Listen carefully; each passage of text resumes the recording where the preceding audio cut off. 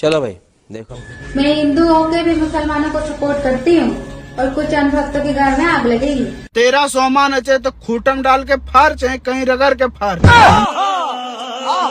किसी को क्या दिक्कत है? बात तो सही है। बात हिंदू मुस्लिम की नहीं है, बात यह है तुम्हारी माँ जब इधर उधर मुंह मारेगी तो बिटिया उसी रास्ते चलेगी ना। आज ईमानदारी से उसका उपयोग हुआ होता, मेरे मुसलमान नौजवानों को कल के पंक्चर बना करके जिंदगी नहीं गुजारनी पड़ती। रेणुका चौधरी जी की हंसी को देखकर मोदी जी ने एक टिप्पणी कर दी थी, आप सबने सुना होगा। मोदी जी बोले आज बरसों बाद मुझे रामायण की याद आ गई, तो कांग्रेसी बोले मोदी जी ने रेणुका चौधरी जी की हंसी की तुलना सूर्पनखा से की है, मोदी जी को माफी मांगनी होगी। तो मोदी जी बोले मैं तो इनकी हंसी की तुलना माता सीता से कर रहा था। अब हाथ तो इस बात पर तैयार हो, मोदी जी बोले मैं तो इनकी हंसी की तुलना माता सीता से कर रहा था। तो कांग्रेसी बोले अच्छा मूर्ख मत बनाइए मोदी जी, जैसे हमें नहीं पता इनकी हंसी किससे मिलती। जय श्री राम सभी सनातनी भाइयों को फिर से एक न्यू वीडियो में आपका स्वागत। वीडियो शानदार होने वाली है तो वीडियो को लाइक और नए हो चैनल को सब्सक्राइब कर दीजिए और कमेंट बॉक्स में जय श्री राम का नारा लगा दीजिए, क्योंकि जय श्री राम के नारे से ही वीडियो को स्टार्ट करते हैं। तो जय श्री राम। नमाज के बाद लाउड स्पीकर खाली ही रहता है, हनुमान चालीसा बजा दिया करो। पर तू थोड़ा सा बहन का भाईचारा बढ़ेगा। पापा को जॉब पे जाने के बाद मम्मी खाली ही रहती है, हमें बुला लिया करो, भाईचारे के साथ साथ आपके भाई भी बढ़ेंगे। ओह बहन के लौड़ो, तभी मैं सोचूं कि तुम्हारी अम्मी 16 बच्चे कैसे पैदा करती है। मतलब तुम्हारे अब्बू की जाने के बाद पूरा खानदान चलता है क्या? बजाओ ताली। ईश्वर और अल्लाह कभी एक नहीं हो सकते, क्योंकि ईश्वर को पाने के लिए सन्यासी बनना पड़ता है और अल्लाह को पाने के लिए आतंकवादी बनना पड़ता है। सच है चाहे कड़वा है। मैं काम धंधा करने की सोच ही रही थी, फिर मेरे मन में एक ख्याल आया, क्यों न मैं एक गाय ले लूं। गाय का दूध मैं पी लूंगी और गाय का मूत्र अंधभक्तों को बेच दूंगी। कैसा रहेगा? रुको जरा सब्र करो। अगर तुझे बिजनेस ही करना है ना तो तू गाय को छोड़ 2 झोटे खरीद ले, वो खेतों में भी काम आएंगे और घर पे भी। वो कहावत है ना कि एक तीर से 2 निशाने। क्यों? तू समझा? हाँ। नहीं तू समझा नहीं। का माल सभी इस्तेमाल करें, चाहे ससुर हो, जीजा हो या हो देवर जान, है ये नपुंसक नहीं कर सकते पैदा बच्चे हैं ये। तूने सही कहा, घर की माल घर में इस्तेमाल करता है, कभी अब्बू जान तो कभी भाई जान तो कभी मौलवी साहब। ये देख तेरी बहन को 3 तलाक के नाम पर क्या बोलने के लिए बोल। बदतमीजी करे कि कुछ नहीं है, जो चाचा बोल रहे हैं वो कर, उसमें कोई दिक्कत वाली बात नहीं है। हमारे घर में ये सब चीजें होती रहती हैं। इसमें मेरे हस्बैंड गुस्से में आके मेरे को तलाक बोल दिया। सुबह मेरे को बोलता है कि मेरे बाप के साथ हलाला करना पड़ेगा, मैंने तेरे को 3 तलाक दी थी। सुन लिया, बोल रहा है अब्बू से हलाला करो, बाद में हम तुम्हें रखेंगे। समझ गई छिना रहे हैं तुम्हारे घर के हालात। महाराज रावण की जय हो। क्या समाचार लाए हो?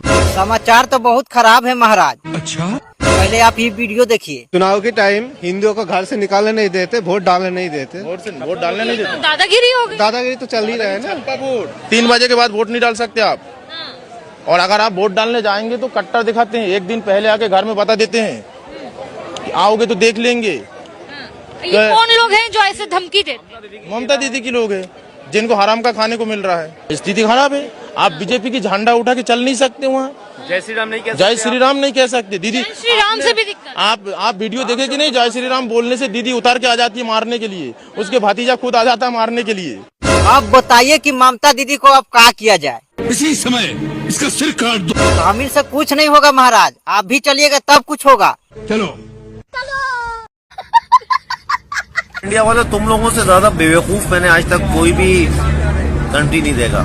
अच्छा तुम लोग अभी भी बातें करते हो जंग की और फौज की। हो भाई, ये वो जमाना है ही नहीं। अब ये जमाना है बटन दबाने का। चल आगे भोग। पाकिस्तानी मिसाइल है शाहीन 3, याद रखना। इसकी रेंज है तकरीबन 3500 किलोमीटर। 3500 किलोमीटर रेंज को ये निशाना बना सकता है आसानी से। पता नहीं यार इन गधों को कौन इन्फॉर्मेशन देता है कि इनके पास मिसाइलें हैं? वैसे इनकी औकात तो आटा रखने की भी नहीं है, मिसाइलें रखेंगे मिसाइलें। धन्य हो मोदी जी, आपने इन कांग्रेसियों को ये बना ही दिया।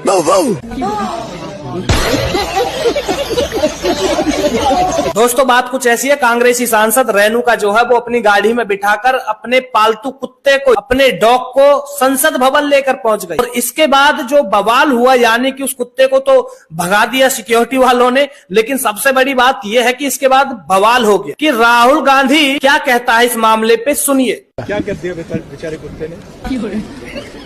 यहाँ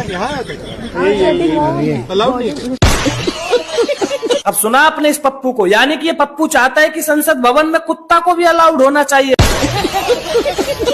मतलब पप्पू तू कम है क्या वहां पर? मतलब अब तुझे क्या लगता है कि डॉग को भी अलाउड करना चाहिए? मतलब जहां से देश चलता है वहां पर डॉग को भी अलाउड करना चाहिए? मतलब हद है पप्पू। अरे तुम खुद इतने बड़े ये हो। और सबसे बड़ी बात तो ये हो गई डिबेट में, यानी कि उस कुत्ते को मासूम बता दिया गया, गरीब बता दिया गया, कह दिया गया कि वो डॉग यानी कि वो कुत्ता अगर डिबेट देख रहा होगा तो क्या सोच रहा होगा। यानी कि कांग्रेसी नेता किस तरीके की बात कर रहे हैं ये सुनिए। मुझे उस गरीब कुत्ते पे तो कुछ बोलने दीजिए, उस गरीब कुत्ते पर, जिस कुत्ते पर आज ये पूरी डिबेट है, वो कुत्ता क्या सोच रहा होगा। मैंने तो अभी तक उस कुत्ते पे कुछ कहा ही नहीं। वो कुत्ता बेचारा अगर आज ये शो गलती से देख रहा होगा तो रो रहा होगा। और इतना ही नहीं दोस्तों, यानी कि इसके बाद तो भाई साहब जो इनका एक और कांग्रेस का नेता है वो क्या कहता है रेणुका के जवाब के बाद, ये सुनिए। क्या कहेंगे आप?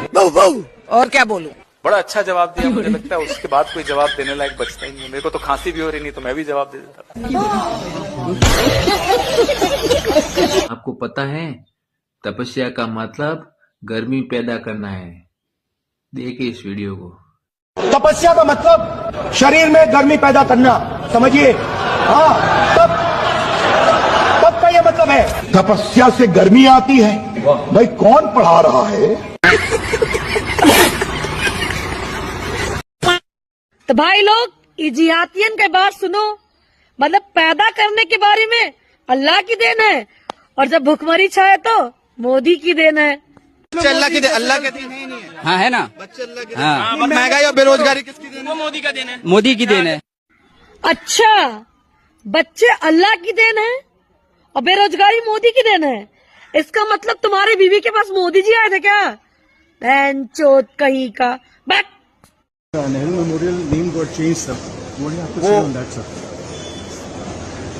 नेहरू जी की पहचान उनके कर्म है, उनका नाम नहीं। की आजादी से आज 75-76 साल हो गए। ईमानदारी से हम सब मानते हैं कि मुसलमान भारतीय जनता पार्टी को वोट नहीं देता है, ठीक, लेकिन जिस पार्टी को भी वोट देता है आज 75 साल के बाद भी ऐसी क्या स्थिति, ऐसी क्यों स्थिति है कि आज अगर अनपढ़ता को आप उठाएंगे, अनपढ़ अगर सबसे ज्यादा तो मुसलमान उससे क्यों है समाज से। अगर आप उसको रोजगार के मामले में कहेंगे तो वो पंचक बनाने पे मजबूर क्यों है। जिन लोगों को उन्होंने वोट दिया, क्या मुसलमानों उन पार्टियों की जिम्मेदारी नहीं थी कि मुसलमानों का उत्थान करने के लिए कोई काम करें? केवल वोट बैंक के लिए और हिंदू मुसलमान को लड़ाने के लिए केवल मुसलमानों को आगे करके ये राजनीति करने का काम किए। मैं पूछना चाहता हूं, मैं आपसे पूछना चाहता हूं, उत्तर प्रदेश में योगी जी की सरकार है, 2017 में सरकार है या 2025 है, एक भी दंगा उत्तर प्रदेश के अंदर नहीं हुआ। उसमें हिंदू भी सुरक्षित है, मुसलमान भी सुरक्षित है। नहीं तो आपने देखा मुजफ्फरनगर दंगा हुआ था, हिंदू भी मरा था, मुसलमान भी मरा था। उस समय कहा थे सब हम उस मजहब से हैं जिसमें कोई भी आके तुमको पेल जाता है।